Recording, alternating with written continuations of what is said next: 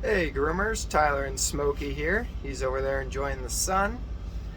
Just wanted to show you something with these blades to look for when you get back for sharpening, from sharpening. So this blade, see all this black stuff on it? This is the equivalent, oh my God, there's still grit in the blade. I didn't look at it well enough, I just opened it up and was shocked. But this is the equivalent of basically you guys washing a dog and then throwing them in a mud pit and then handing it back to your customer like, well, I did wash it. Because this won't work at all. This black stuff, see where this pick is?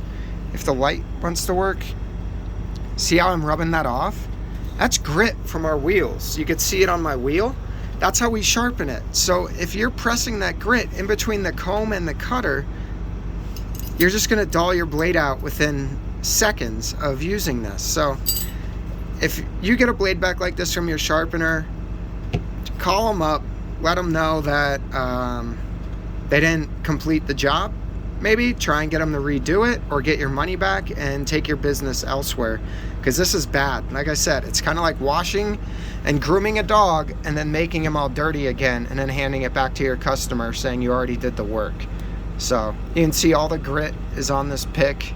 That is not good at all. This is why we demagnetize blades and clean them.